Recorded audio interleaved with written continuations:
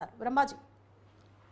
సువర్ణ ఏదైతే హైడ్రాకి సంబంధించినటువంటి హైడ్రామా నడుస్తున్న తరుణంలో ఏదైతే కేవలం కొంతమంది సాధారణ వ్యక్తులు మాత్రమే ఈ యొక్క కూల్చివేతలు జరుగుతున్నాయనేది వస్తున్న ఫిర్యాదుల నేపథ్యంలో పెద్దవాళ్ళు ఎవరైనా కానీ అంటే రాజకీయంగా కావచ్చు వివిధ హోదాల్లో పలుకుబడి ఉన్న వాళ్ళు ఎవరైనా కానీ వాళ్ళ కూల్చివేతలు కూడా కొనసాగుతాయని చెప్పి ఇప్పటికే హైడ్రా కమిషనర్ జీహెచ్ఎం సంబంధించిన హైడ్రా కమిషనర్ రంగనాథ్ స్పష్టం చేశారు. అయితే ఇటీవల ఇది అంతా కొంతవరకు రాజకీయంగా జరిగినటువంటి పరిస్థితి కనిపిస్తుంది. ప్రధానంగా కేటీఆర్ సంబంధించినటువంటి జనవాడ ఫామ్ హౌస్ని కూడా కూల్చివేస్తే అవకాశం ఉన్న నేపథ్యంలో ఇటీవల హైకోర్టులో కూడా వాదోపవాదాలు జరిగాయి. తర్వాత ఈ ఎపిసోడ్ అంతా మనకు తెలిసిందే. అయితే ఇదే సందర్భంగా కాంగ్రెస్ సంబంధించినటువంటి నేతలు కూడా ఫామ్ హౌసెస్ ఉన్నాయి, వివిధ చెరువులను కబ్జా చేసుకునే వీటన్నిటి కూడా కూల్చివేస్తారా లేదా అంటూ కూడా కేటీఆర్ ఇటు హైడ్రా కమిషనర్ను ప్రభుత్వాన్ని కూడా క్వశ్చన్ చేశారు. ఈ క్రమంలోనే నిన్న పొంగులేటి శ్రీనివాసరెడ్డి మంత్రి కూడా తనకు సంబంధించిన ఫామ్ హౌస్ కూడా ఉంటే మాత్రం ఖచ్చితంగా కూల్చివేయడానికి నేను కూడా సిద్ధమై ఉన్నాను అని చెప్పని కూడా ఆయన స్పష్టం చేశారు.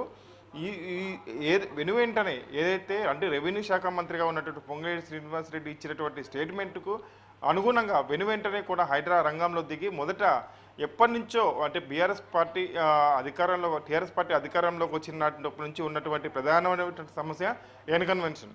మాదాపూర్లో ఉన్నటువంటి ఎన్ కన్వెన్షన్ 2015లోనే ఏదో కూల్చివేసేందుకు ప్రభుత్వం అప్పట్లో టీఆర్ఎస్ ప్రభుత్వం సిద్ధమైంది. అయితే చెరువు మొత్తం కూడా కొలతలు తీసుకొని చెరువు ఎఫ్టీఎల్ ఎంత ఉంది, బఫర్ జోన్ ఎంత ఉంది, తుమ్మిడిహట్టి చెరువు సంబంధించినటువంటి కొలతలు తీసుకోవడంతో పాటు అసలు చెరువును ఆక్రమించి కట్టిరా లేదా అన్ని వివరాలు తీసుకున్నారు. తర్వాత దానికి సంబంధించిన మార్కింగ్ కూడా చేశారు. అంటే ఈ స్థాయిలో మార్కింగ్ ప్రకారం మొత్తం కూల్చివేతలు జరుగుతాయని చెప్పని కూడా అప్పట్లో జీహెచ్ఎంసీ ప్రకటించింది. అప్పుడు జీహెచ్ఎంసీ కమిషనర్ సోమేష్ కుమార్ కూడా స్వయంగా ఎన్ కన్వెన్షన్కి వచ్చి అప్పుడు పరిశీలించారు. కానీ తర్వాత ఆ విషయం అంతా సైడ్ ట్రాక్ అయిపోయి మొత్తం దానికి సంబంధించినటువంటి యాక్టివిటీస్ అన్ని కంటిన్యూ జరుగుతూ ఉన్నాయి. కానీ ఇప్పుడు రేవంత్ రెడ్డి సర్కారు వచ్చిన తర్వాత హైడ్రాను ఏర్పాటు చేసి చెరువులను రక్షించడమే ప్రధాన లక్ష్యంగా అంటే చెరువులు ప్రభుత్వ ఆస్తులు అంటే చెరువులు కావచ్చు, కుంటలు, పార్కులు, ప్రభుత్వ స్థలాలు ఏవైతే ఆక్రమించి కట్టే ఉన్నాయో వాటన్నింటిని కూడా కూల్చివేస్తారని ఇటీవల హైడ్రా కమిషనర్ కూడా స్పష్టం చేశారు. సీఎం రేవంత్ రెడ్డి ప్రభుత్వం అంతా కూడా ఇదే చెప్తూ వస్తుంది. అందులో భాగంగా ఎవరు ఊహించని రీతిలో అంటే గత కొన్ని రోజులుగా ఎన్ కన్వెన్షన్కి సంబంధించిన కూల్చివేత పనులు జరుగుతాయి అని కూడా జరిగినప్పటికీ కూడా ఇది రాజకీయంగా ముడిపడి ఉంటున్న అంశం కాబట్టి కూల్చివేతలు ఇప్పుడే ఉండకపోవచ్చు అనుకున్నారు. కానీ అనుకున్న విధంగా ఊహించిన విధంగా ఎన్ కన్వెన్షన్ ఉదయం నుంచి హైడ్రా కమిషనర్ ఆధ్వర్యంలో ఈ యొక్క కూల్చివేతలు జరుగుతున్నాయి. ఇదంతా కొంతవరకు రాజకీయంగా మారే పరిస్థితి అయితే కనిపిస్తుంది. ఎందుకంటే హీరో నాగార్జున సంబంధించినటువంటి ఎన్ కన్వెన్షన్ అండ్ రాజకీయంగా పలుకుబడి ఉన్న వ్యక్తి, సినిమా ఇండస్ట్రీలో ఒక స్టార్ హీరో కాబట్టి ఖచ్చితంగా ఇది పొలిటికల్ టర్న్ తీసుకునే అవకాశం ఉంటుందని కూడా కొంతవరకు అయితే చర్చ జరుగుతుంది. సువర్ణ. బ్రహ్మాజీ, అయితే గత ప్రభుత్వ హయాంలో కూడా ఎన్ కన్వెన్షన్ సెంటర్ కి సంబంధించి కొంత వివాదం అయితే మనకి తెలుసు. అంటే అప్పుడే ఎన్ కన్వెన్షన్ సెంటర్ చెరువును కబ్జా చేసి ఆక్రమించారు అనే వాదన అప్పుడు కూడా ఉంది. కానీ అప్పుడైతే అంటే ఇట్లాంటి హైడ్రా అటువంటిది ఏమీ లేదు కాబట్టి అప్పుడు ఆపగలిగారు. ఇప్పుడు హైడ్రా రంగంలోకి దిగి ఎన్ కన్వెన్షన్ సెంటర్ ని కూల్చివేయడం జరిగింది. అలాగే మీరు అన్నట్లు జన్వాడ ఫామ్ హౌస్ ఏదైతే ఉందో దాని మీద అయితే ఇప్పటిదాకా ఎటువంటి యాక్షన్ తీసుకోలేదు హైడ్రా.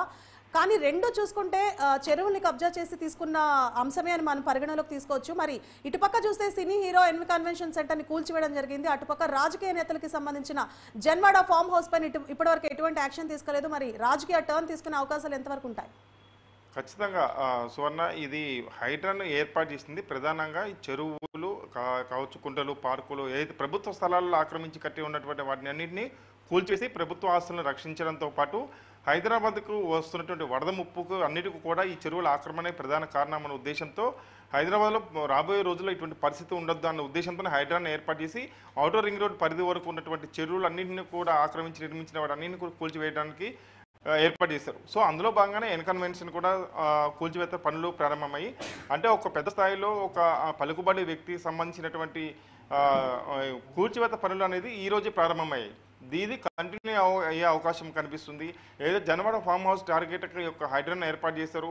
ఖచ్చితంగా జనవాడ ఫామ్ హౌస్ను కూల్చివేసేందుకే ఈ రకమైన ప్రయత్నాలు జరుగుతున్నాయని గతంలో కొన్ని ఆరోపణలు వచ్చాయి.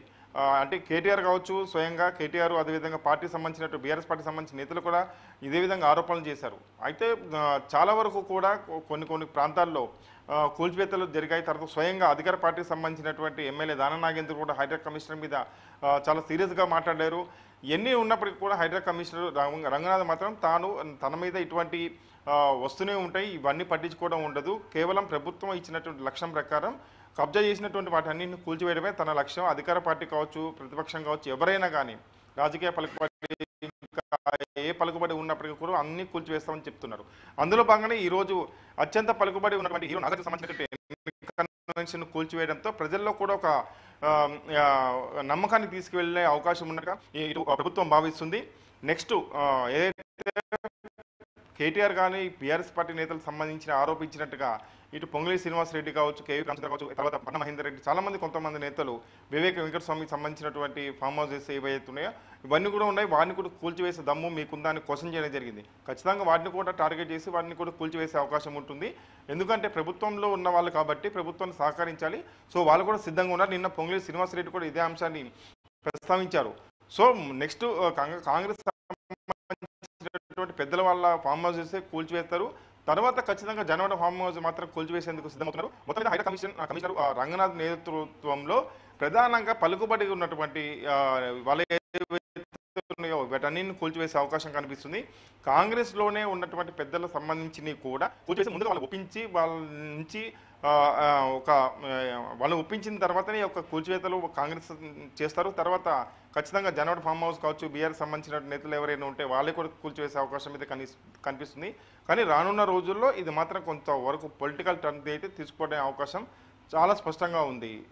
సువర్ణ బ్రహ్మాజీ, అయితే అంటే ఈ హైడ్రా యాక్షన్స్ ఏవైతే ఉన్నాయో వాటి వల్ల రాజకీయ నాయకులు, సినీ ప్రముఖులే ఇంత ఇబ్బందులు పడుతున్నారు. మరి సాధారణ ప్రజల సంగతి ఏంటి? ఇందాక మనం మాట్లాడుకున్నట్లు అంటే చెరువుల్ని కబ్జా చేసిన విషయం అంటే అంత క్లియర్గా అయితే సాధారణ ప్రజలు దృష్టి పెట్టే అవకాశాలు తక్కువ. ఎక్కడంటే అక్కడ స్థలాలు కొనుక్కోవడం, వాళ్ళ సేవింగ్స్తో స్థలాలు కొనుక్కోవడం, ఇల్లులు కట్టుకోవడం జరుగుతూ ఉంటుంది. మరి హైడ్రా చేస్తున్న ఈ ప్రాసెస్లో సాధారణ ప్రజలు చాలామంది నష్టపోయే అవకాశాలు ఉంటాయి. మరి హైడ్రా కార్యాచరణలో ఏమైనా మార్పులు చేసే అవకాశాలు ఉంటాయా? కేవలం చెరువుల్ని కబ్జా చేశారు, వాటిని పునరుద్ధరించాలనే ఒక్క క్రమంలో ముందుకెళ్తే చాలా మంది నష్టపోయే అవకాశాలు ఉన్నాయి. దానికి తగ్గట్లు ఎలాంటి చర్యలు తీసుకునే అవకాశాలు ఉంటాయి? ఖచ్చితంగా సువర్ణ, ఏదైతే చెరువులను కానీ ఇట్లా కుంటలు కానీ వీటన్నింటినీ కబ్జా చేసి నిర్మించినటువంటి భవనాలు ఏవైతే ఉన్నాయో వాటిని కూల్చివేస్తే సామాన్యులు రూపాయి కూడబెట్టి లేకపోతే అప్పులు చేసి లోన్లు తీసుకుని ఇల్లులు కొనుక్కున్న వాళ్ళు, కట్టుకున్న వాళ్ళు ఎవరైతే ఉంటారో వాళ్ళు సామాన్యులు, కొంతమంది మధ్యతరగతి వాళ్ళు, బిలో మధ్యతరగతి వాళ్ళందరూ కూడా కొంతవరకు ఇబ్బందులు పడే అవకాశం అయితే ఉంటుంది. ఇదే అంశాన్ని మీడియా కూడా ఏవి రంగనాథ్ ప్రశ్నించినప్పుడు ఆయన మొదటగా మొత్తం 3 లక్ష్యాలతో పనిచేస్తున్నట్టుగా చెప్తున్నారు. మొట్టమొదట ఏదైతే ప్రభుత్వ స్థలాలను ఆక్రమించి, అంటే ఇప్పుడు చెప్పుకున్నట్టుగా పార్కులు, తర్వాత చెరువులు ఏవైతే ఉన్నాయో వాటన్నిటిని కబ్జా చేసి నిర్మిస్తున్న ఆన్గోయింగ్ కన్స్ట్రక్షన్స్ ఏవైతే ఉన్నాయో వాటిని మొట్టమొదటి టార్గెట్ చేసి కూల్చడం, వాటిని కూల్చివేస్తే తర్వాత సెకండ్గా వచ్చి అయితే ఇప్పుడు కన్వెన్షన్ ల్యాండ్లోని కట్టి పూర్తిస్థాయి నిర్మాణాలు పూర్తయి యాక్టివిటీస్ కూడా జరుగుతున్నటువంటి వాటిని రెండో ప్రాధాన్యత క్రమంలో కూల్చివేస్తామని చెప్తున్నారు. ఈ రెండో ప్రాధాన్యత క్రమంలో వచ్చిన వాటిలో ఏంటంటే సామాన్య ప్రజలు కూడా కొంతవరకు ఇబ్బంది పడే అవకాశం ఉంటుంది. అయితే దీని మీద ప్రభుత్వం నిర్ణయించి ప్రభుత్వంతో చర్చించి సెకండ్ ఫేజ్ వచ్చేటానికి కొంత టైం తీసుకుంటుంది. కాబట్టి ప్రభుత్వంతో చర్చించి సామాన్య ప్రజలు కావచ్చు, మధ్యతరగతి ప్రజలు ఎవరైతే కట్టుకున్నారో, తెలియక ఇళ్లను కొనుక్కున్న వాళ్ళు, స్థలాలను కొనుక్కున్న వాళ్ళు ఎవరైతే ఉన్నారో వాళ్ళకి ఎటువంటి నష్టం జరగకుండా ప్రభుత్వం నుంచి ఒక హామీ తీసుకున్నాక తర్వాత చర్యలు చేపడతామన్నారు. దీనికి చాలా వరకు సమయం పట్టే అవకాశం ఉంటుంది. అయితే ఇదే సందర్భంగా ఒకవేళ ఏదైతే ఒక బిల్డర్ దగ్గర, ఒక కంపెనీ దగ్గర ఎవరైతే ఇల్లు కొనుక్కున్నారో వాళ్ళ కనుక ఆ బిల్డింగ్ కూల్చివేయాల్సిన పరిస్థితి వస్తే మాత్రం ఖచ్చితంగా దాని రెస్పాన్సిబిలిటీ మొత్తం కూడా ఆ రియల్టర్ది కావచ్చు, బిల్డర్ది కావచ్చు. సో ఆ విధంగా చర్యలు తీసుకొని కొన్న వాళ్ళు ఎవరైతే ఉన్నారో వాళ్ళు నష్టపోకుండా బిల్డర్ మీదనే ఖచ్చితంగా చేస్తామని చెప్తున్నారు. ఒకవేళ బిల్డర్స్ అందరూ కూడా ఈ విషయాన్ని ఒప్పుకుంటే మాత్రం ఖచ్చితంగా ఎటువంటి సమస్య ఉండదు. కానీ వాళ్ళు ఒప్పుకునే పరిస్థితి ఉండదు. దీంతో రియల్ ఎస్టేట్ మీద కొంతవరకు ఎఫెక్ట్ పడే అవకాశం ఉందని రియల్ ఎస్టేట్ నిపుణులు భావిస్తున్నారు. కానీ ఏదేమైనప్పటికీ ఎంత ఎఫెక్ట్ పడ్డా చేసినప్పటికీ కూడా చెరువులో కబ్జా అనేది మాత్రం ప్రభుత్వం ఎట్టి పరిస్థితుల్లో ఉపేక్షించేది లేదని స్పష్టం చేస్తున్నారు. Suvarna. Right, thank you Brahma.